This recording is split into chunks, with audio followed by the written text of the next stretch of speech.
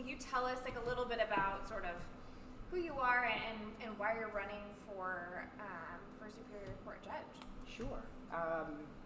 Well, I'll probably give a reintroduction of what I did last week, but I was born and raised on the East Coast. I come from a family of 11. I went to the University of Massachusetts, and I was a journalism and political science major. Went right into law school after that, and studied at Western New England University now, School of Law. I was clerking back there, but I had two sisters who lived at the time in Washington and were working for Boeing, so I had come out to visit, loved the area, and decided that's where I wanted to settle. So my wife and I came to Washington in 1991, and I started studying for the bar, and also started looking for work. I ultimately landed a job as a public defender in Everett, and loved it. It ruined me, in fact, because I thought I would go into civil work, because that's what I was doing as a clerk back on the East Coast. But to be able to deal with the people and go to court and litigate cases, it was really fun, and it kind of ruined me to work behind a desk. So I did that for a number of years, and I worked both in adult and in juvenile courts while I was working as a public defender. And then in 1998, I decided I was going to strike out on my own. So I left the public defender's office. I opened an office directly across the street from the Snohomish County Courthouse, an office shared with a longtime attorney at that time. And then our daughter was born, and our daughter was born about 2.5 months premature, so she had some very serious medical issues. She was in the neonatal ICU unit at UW for 2 months, and then spent another half a month at Evergreen Hospitals. So that made a decision for our family. My wife actually was working in insurance at the time and was providing the insurance while I was in private practice. So she's like, I have to come home and take care of Emily, who was our daughter. And the doc says it's going to be 2 years before she'll be safe enough to be in daycare, and it's mainly because of upper respiratory issues that a lot of premature babies have. So I went looking for a job, and I actually landed a job with the city of Seattle as a prosecutor. And I worked for 2 years. At that time, Mark Sidron was the city attorney for Seattle. Not quite 2 years, but almost 2 years as a prosecutor for the city. And loved that job. Actually, I keep a lot of close friends from when I worked back then. But once I had the opportunity to go back into private practice, I left and opened an office. Ultimately, I stopped in an office briefly in Bellevue, but then I opened an office in Linwood, and I started a small firm. We built the firm to about 5 attorneys, including myself, and 4 office staff. And I was doing public defense work. I had a contract with Snohomish County to do dependencies and termination work, and I also did criminal defense work. And ultimately, I had the ability to work in drug court and juvenile court, so I did that for 10 years. But at the same time, I was doing a criminal practice privately, and I was also engaged in civil litigation privately, so I was doing things like personal injury and other types of cases like that. And I did that. I actually hired Judge Langdon right out of law school, and she stayed with our firm for 15 years until she was appointed to the bench. And once she was appointed, I was like, maybe that's something. During the time I was in private practice, I also was a judge pro tem. So I was invited by one of the judges that used to be a prosecutor. She said, you have a good demeanor. I think you do well at this job. Why don't you come in and substitute for me when I'm not able to? And I enjoyed doing that work, so I did it all throughout Snohomish County and the district and municipal courts there. And ultimately, I did that for 17 years. And then in 2018, when Judge Langdon became a judge, I decided that I'd apply for the bench. So I applied to become a Superior Court Commissioner, and I was hired at that time, appointed by the full bench of Snohomish County, some of which are now either retired or have passed. But I started doing that, and that's a whole different realm of work than I was doing. Commissioners do, we rotate through departments. So I started in domestic motions and domestic violence cases. So in the morning we'd hear domestic motions cases, which are a lot of divorce, child custody, things of that nature.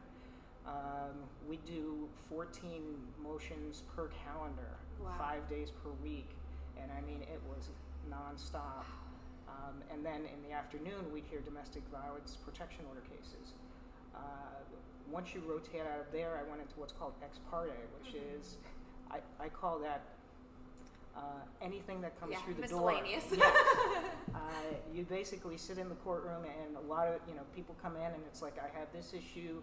It might be a family law issue. It might be a probate issue. It could be a landlord-tenant issue. So it's intimidating, quite honestly, the first time I did it, because you just never know what's going to walk through the door, and you're expected to rule relatively quickly in order to get people the relief that they need.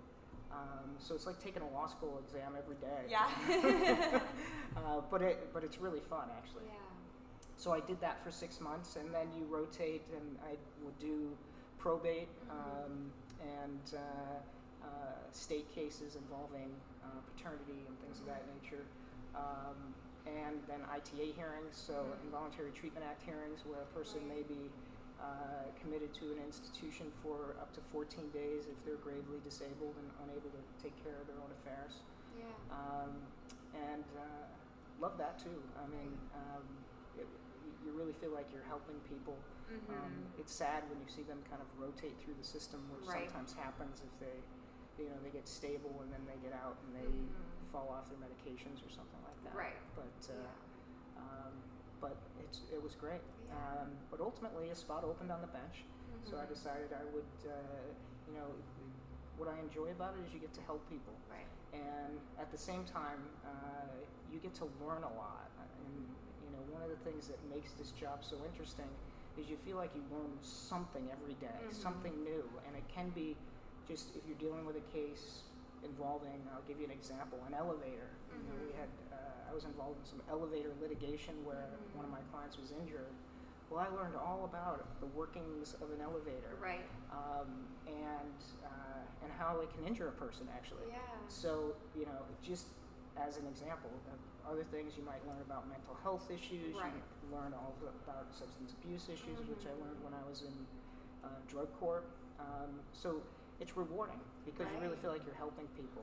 And I felt that way as a commissioner, but I thought I could expand on that and get back into a trial courtroom as well, which is where I started. And so I like to hear trials, and that's always fun and exciting. But at the same time, you feel like you're expanding your ability to serve the community. So. Definitely. So that's how I ended up where I am. I love that. And I think you mentioned last week being appointed by Governor Inslee on your current position. Yes. Right? And what was that process like? How did that sort of happen? Well, I found out some people do it different ways. Some people hire somebody to help them go through the process. I never knew that. I probably could have used that. Because there is an application that you have to fill out, which asks basically for your full background. What I explained to you, but even more in detail, naming cases, and then it goes to the governor's office. The governor's office, the council, reviews everything. You also go through bar rating systems. So there's all sorts of different bar associations. So you contact them and you ask to be rated by them. So then they interview you and they'll give you a rating of qualified, unqualified, qualified, well qualified, or exceptionally well qualified. And those go to the governor's council as well. They review your application. You go through an interview process, and ultimately, you hope for the best. Yes, awesome. Wow. But it was Yeah, the application was quite an undertaking. Yes. It's really detailed and long. And important, right? Like, yes. What a privilege to be able to have that kind of a position where you have sort of the ultimate say, and then all of that work you did to sort of get there really reinstates that, like, I'm here for the right reasons, and these are all the ways that I'm qualified, and I know kind of what my realm is, and things like that. Yeah. In social work, there's a lot of conversations around changing the boards, or how many hours you need to be licensed, and while in some realms I understand, there's this other piece of it that's like, the more we take away from that, the more we take away from the professionalism, and I think that's a really important component. Yeah. Admirable to hear, like, how much work you put into, getting where you are. Well, thank you. Yeah. It was a long road.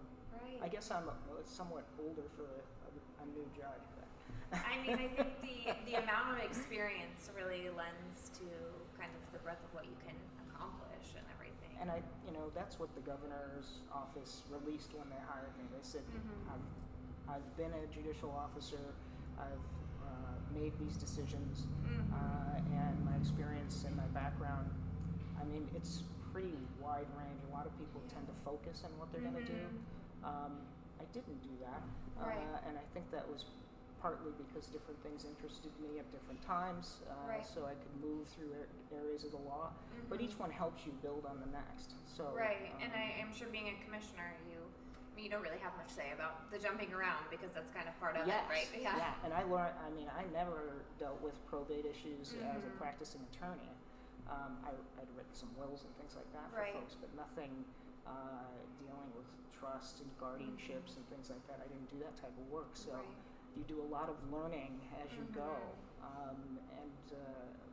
One of the compliments I got actually from an older attorney who was practicing in guardianships is that when I started, I said, this is new to me. So please bear with me while I take the time that I need to make sure that I'm doing the work right and making the appropriate decisions. And he, when I was appointed to the bench, wrote a note to me basically saying that he was so happy to see that somebody's willing to admit that they don't know everything. And I try to stress that when I speak to people. It's like, people tend to think that the judges know all of the laws, and we don't. I mean, it is work, and it's constant work. Number one, to learn that area of the law, and then you have to keep up with it. Right, because it's ever changing. Ever changing. We get, every Monday, Tuesday, Wednesday, Thursday, new cases come down. So we have to, try and keep up on that, and make sure that we're able to know what we're talking about when we're going to court. Exactly, and that's why they call it a practice, right? Because you're always learning and growing and all of that. What, in terms of sort of the Arlington business community, what are some ways that a judge or even a commissioner might be engaged with the business community, and what kinds of things should we look out for when we're considering candidates? Well, as far as considering candidates, I think the breadth of experience is important, and service to the community. I mean, that's what I have been running on. It's essentially that I have a great deal of experience in a lot of different areas of the law. I've done the job. You're kind of vetted that way because you've done these types of cases that come before the court, and also your service to the community. I mean, I worked as a public defender. I started there. That is, that is serving your community. As a judge pro tem, that also is. Now that I was in district and municipal courts, we deal in those cases. Those are courts of what's called limited jurisdiction. So we deal with cases that are misdemeanors and gross misdemeanors on the criminal side, and then cases that don't involve a great deal of money. I'll put it that way. As far as the courts of limited jurisdiction have a cap on the amount of damages or funds that are being asked for in those types of cases. So, and then in Superior Court, we're general jurisdiction, so we get everything, and that's why, being a commissioner was very helpful in that regard, because I had that exposure to all these different types of cases. So that, I think, is important for voters to keep in mind, just that you have somebody who has that wide range of experience. As far as the types of cases, we can see land cases.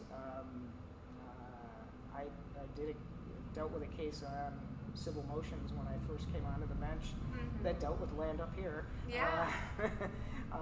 It was not necessarily a business, but it was somebody who was trying to intended to sell property, and there was an issue that I can't talk about the specifics, but there was an issue regarding whether or not the land had been damaged by a certain party, and so that was fascinating. I didn't have a whole lot of, I should say, I didn't have any land use experience.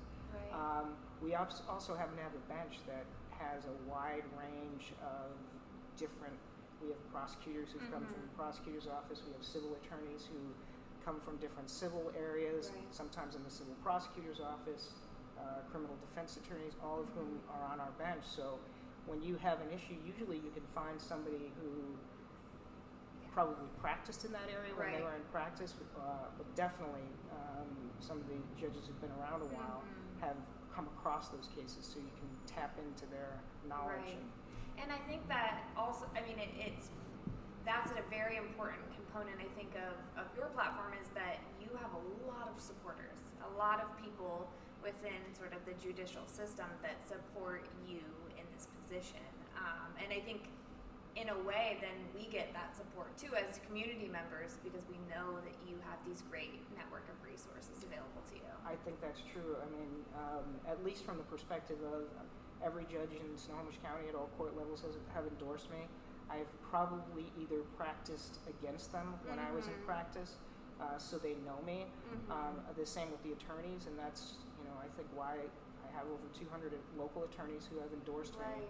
And those people have appeared in front of me, so they're not doing it because they're my friend necessarily. These are basically people who, I know only because they are frequently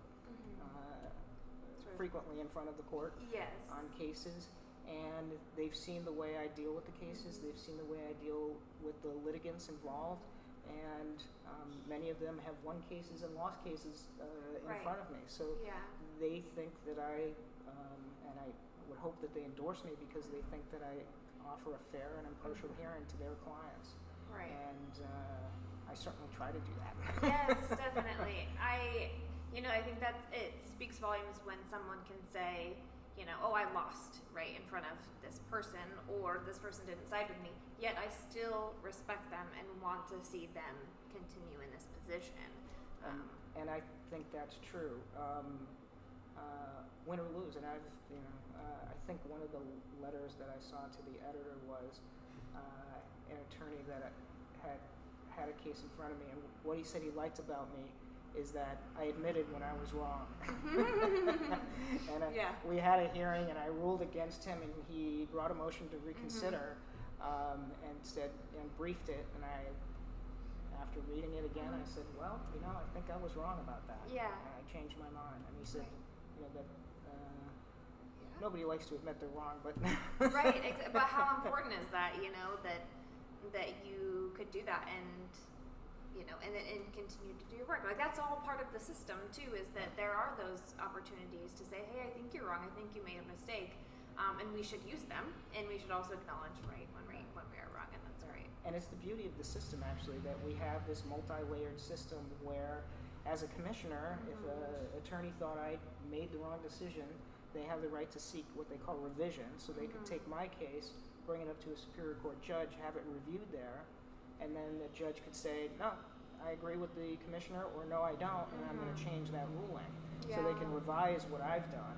And then if they lose there, the party can take it up to the Court of Appeals for Division I, which is down in Seattle, and then you have the judges of Division I who are checking the Superior Court's work, and from there the Washington Supreme Court. So, knowing that you have these multi-layered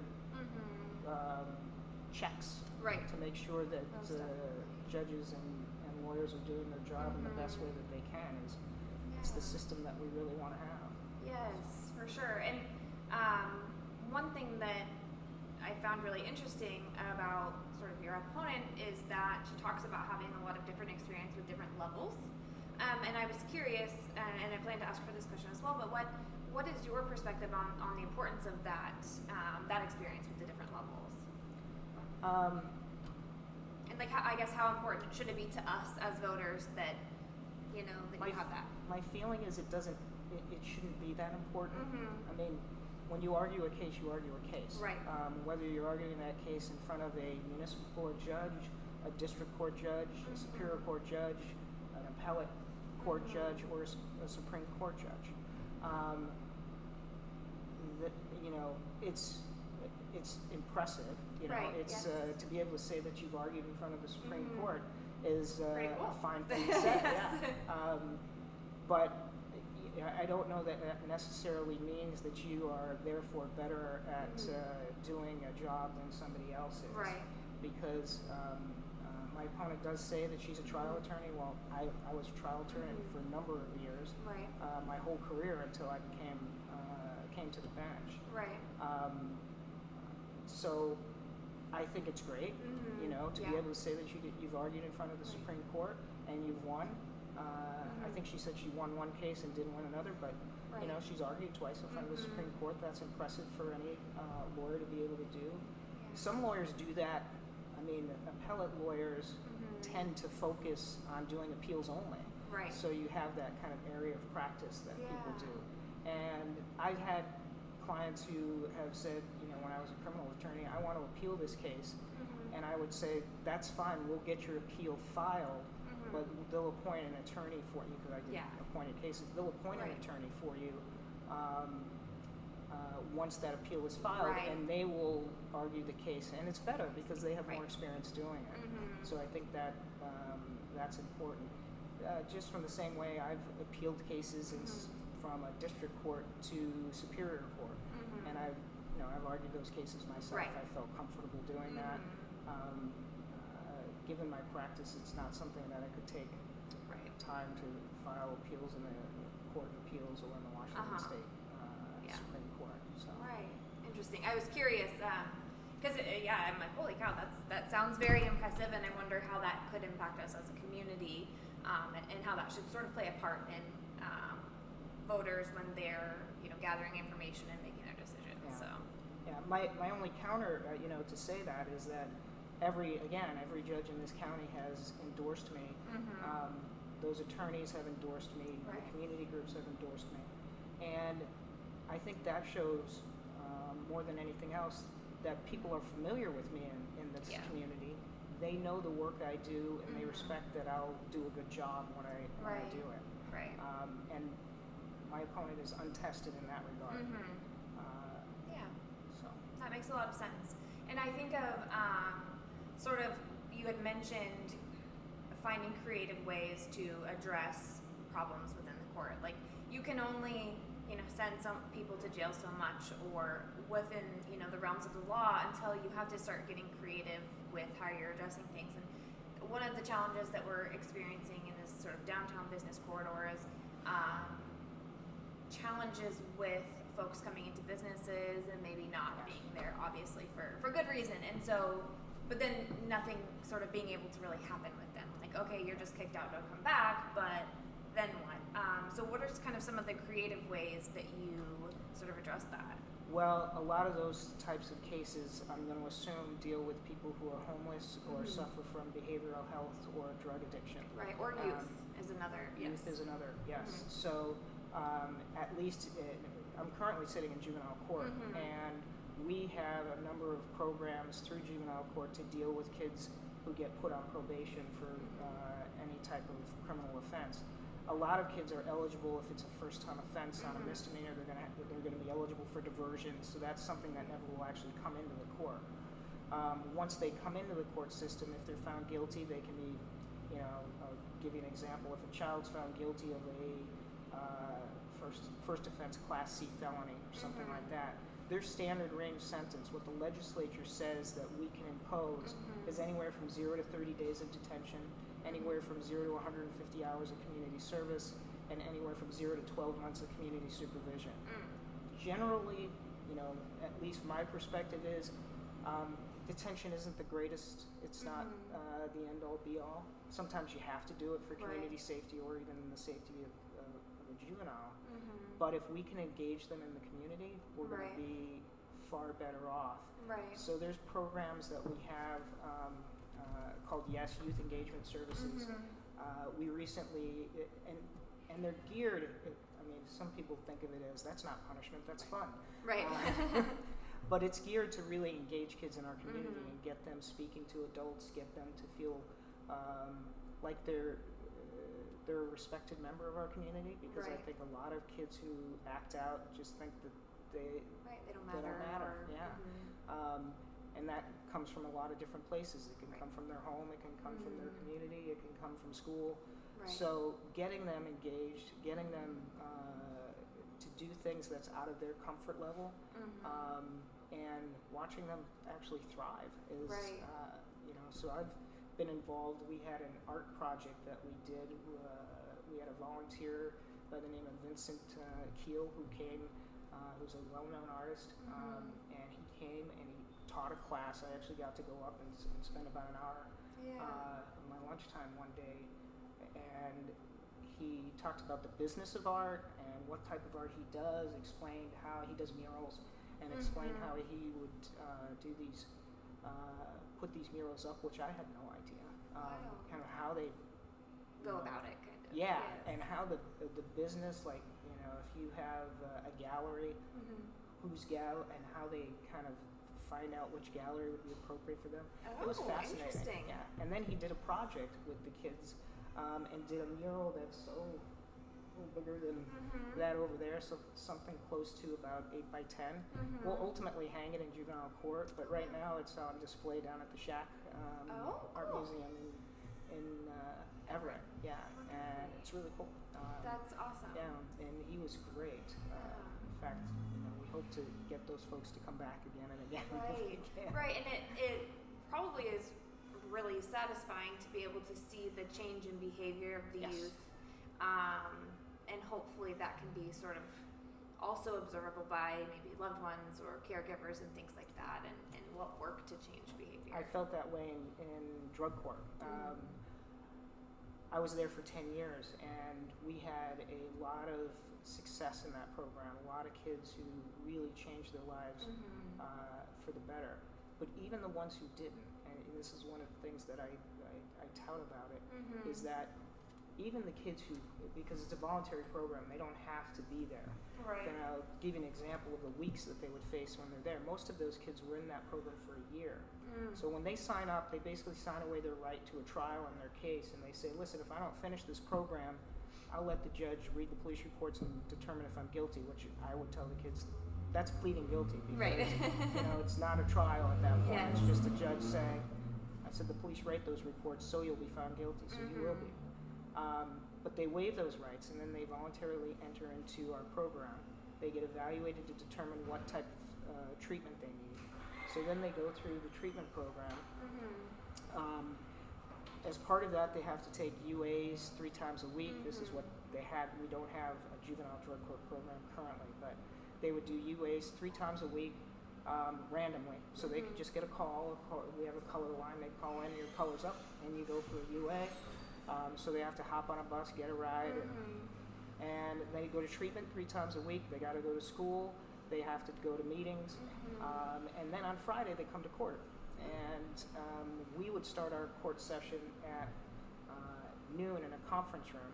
So it's a team environment. So we'd have the judge, the prosecutor, the defense attorney, which was me at the time, 3 probation officers, and then 3 treatment programs, a representative from each. And we often had a law enforcement liaison who would be there, and we'd walk through these kids' lives and what happened with this kid this week. Did they go to school? Did they go to treatment? Did they make all their UAs? Were they negative? And if they did well, at the session at 3 o'clock, which we would start, sometimes we'd go till 5:30, 6 o'clock. Much to the chagrin, I think, of the poor clerks who work there. Yeah. But we would walk through and we'd have all the kids there because we wanted to be a supportive environment. Right. And if they had a good week, everybody's happy. If they had a not so good week, they might get sanctioned, and it could be a sanction such as doing community service or doing extra meetings, or possibly going to detention. Yeah. Possibly going to detention and waiting till we get an inpatient bed for them if it was really bad. Yeah. But even those kids that did not succeed in that program, invariably they would tell me at the end that it made a difference in their life. You know, Right. they thought differently about using drugs or alcohol, and that has a ripple effect. It does, yeah. So it goes out into the community, and their friends are hearing it. We've often had, family and when we had graduations, big crowds of people who are coming in to cheer these kids on and talk about what a difference their life is compared to what it was when they started. Now there's downsides too. We lost, I went to 3 or 4 different services for kids who passed away. Right. Not while they were actively, one while they were actively in our program, but 3 others who had quit and just couldn't get clean. For whatever reason. Right. So those are sad, but those also have an effect on the people around them. Right. One of those services, the youth's mother spoke eloquently about how much she appreciated drug court and what it did, because there was a period of time where the client had maintained a long-term sobriety. Yeah. And she's like, it was like having their child back. Yeah. You got a little glimpse of them. Yeah. Wow. So those types of things. Right. And I'm in favor of alternative programs if they are evidence-based and they provide some evidence that they work, and we switch those. Some we've started and they've determined that they really aren't doing what we had hoped they would do. So there's no use just keep doing something that's not working. Yeah, and some things work in some communities and not in others for whatever reason. Yes. That's absolutely true. So I like those types of things. I think community courts are an important piece of what our work should be, because we have the largest prison population in the world. Yeah. And I think we've learned that is not the end-all be-all, and it's not necessarily a deterrent for a lot of people. Yeah, definitely. I think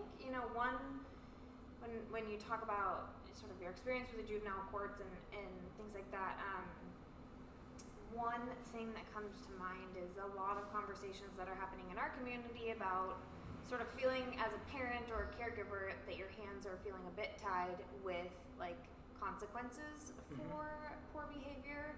And so what kind of, from sort of the court perspective, what are those changes looking like, and do you have any insight into kind of what's going on? I've heard parents who have come in very frustrated about their inability to control their kids.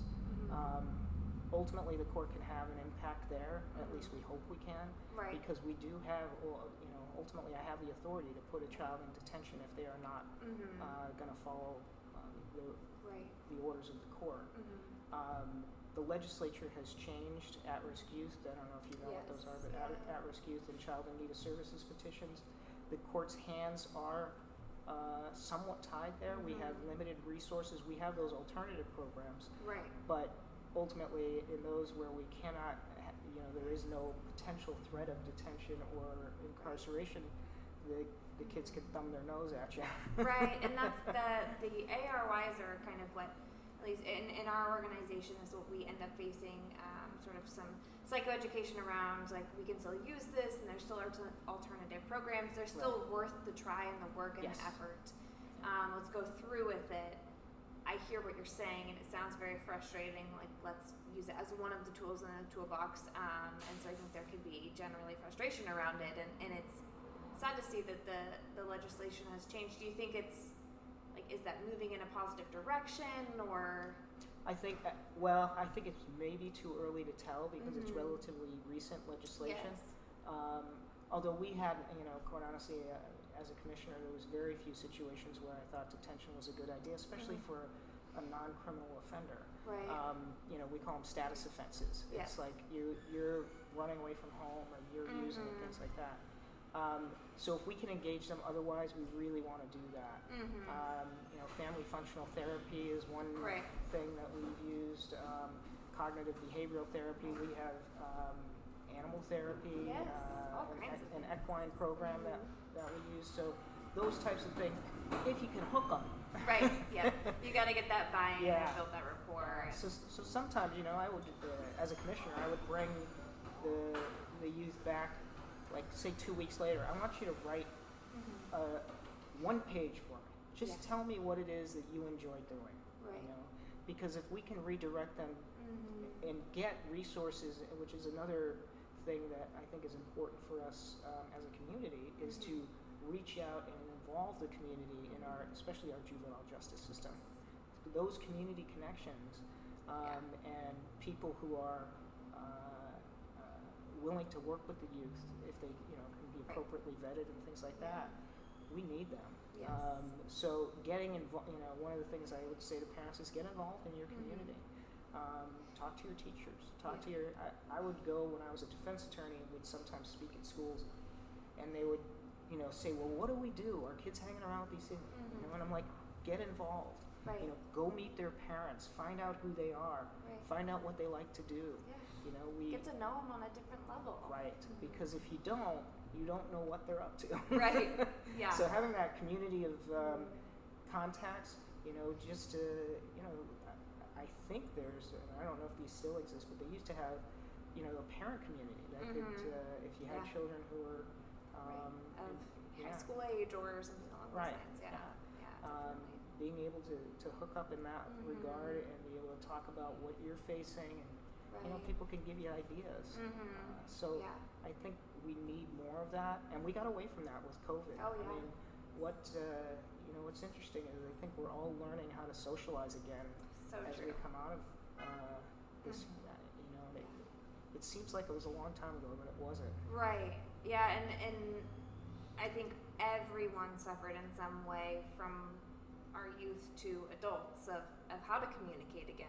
Yeah. When we got away with not having to for so long, that we kind of got used to that, and then having to do that again is hard. And I think it's especially interesting too in election season after COVID and many people last ran right at the beginning of COVID, and so this time around it's like, oh wait, how do we speak up, and how do we use our voice, and perspective has changed, and voicing opinion has changed, and we've gotten these different skills, I guess we could say, but some better than others, but it is interesting to see. But it sounds like sort of with everyone that I've spoken with, that the theme amongst everyone who is running is that everyone wants to do good in their community. They want to help, they want to partner, which is just a really cool place to be.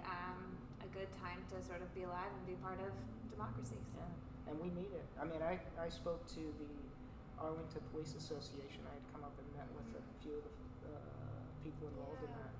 And one of the things they mentioned very much what you had said. And they're like, what do we do? We have these people who just think that, number one, police are bad. Right. And, we've had the defund the police. That happened during COVID. COVID brought everybody inside. I've told people that our dependency rates, it's not like children were no longer being neglected or abused, but our dependency rates almost fell off the table.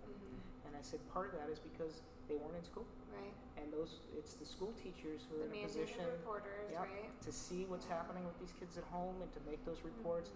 We had social workers who couldn't go into the field, so they weren't able to go out and check on kids. So we've got, we're coming out of all of that, which is really challenging, but at the same time, we are coming out of it. And it's not, one of the things that the officers told me is, we're having a hard time recruiting because who wants to do this job? Right. Under the circumstances where people don't trust you, people don't like you, you're exposing yourself. Every day. Our fentanyl crisis alone, those officers have to respond to these scenes where they could easily be poisoned. Right. it is not. Yeah, it's not a good thing. Something that many people would envy. Right. So, but one of the things I said is, I can't say we're out of the woods, but I think we're coming out of the woods, and we have to be hopeful, and we have to try and engage with people. And if we do that, I think we can only go in a positive direction. Very true. So. Very true. And that was a whole system. It wasn't just, healthcare. It wasn't just, one thing or another. Whatever. Every single aspect of every system was affected. And so we're all just kind of, I think, struggling with continuing to have grace around those changes and kind of getting back to what our new normal will look like. But it's exciting to have passionate people who are running for positions that can continue to support that system change. Yeah. So. And I've been amazed at going to all these events with all these folks who really want to get involved in their communities and do better for their communities. And, that is a public service. Right. They, from every person running for school committee to board commissioner and all these things that, until because I've never run a campaign before, and now I have to go out and do those things, it's like, wow. Yes, I learned more about the assessor's office today than I ever thought I would, and I was pretty mind blown. So, it's been quite wonderful to get to know all the candidates. So, is there anything that you want sort of voters or the community to know sort of about you and your race and why they should vote for you? Well, I would end up really reiterating what I've said all along. I've spent more than 30 years of my career in Snohomish County and served this community as a public defender, a pro tem judge, a commissioner, and now as a judge. I'm committed. I've committed my career to serve the people of the community. I have the support of the people that know me, that have worked with me and against me back when I was an attorney, but also currently sitting judges at all court levels. Our legal community supports me. Many of the organizations, such as the Arlington Police Association, has endorsed me, as well as the Snohomish County Sheriff's Association, the Linwood Police Guild, the Prosecuting Attorneys Association. I did bring a list of for you if you'd like it. But, thank you. I just received the endorsement of the Herald this morning, which is I'm quite honored to get. Yeah. And the Toledo Tribes endorsed me yesterday, so I was congratulations. Thank you.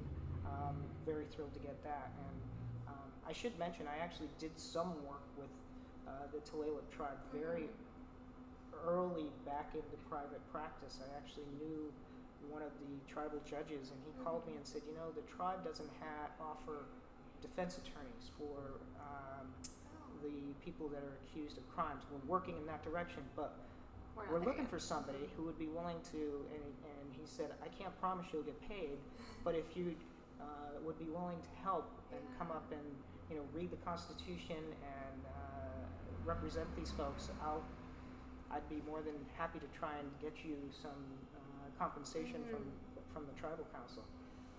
Now they have the right to an attorney. I did that. I said, sure, I'll do it. I was just starting in private practice and again, so I didn't have a full, robust caseload. So I was like, sure.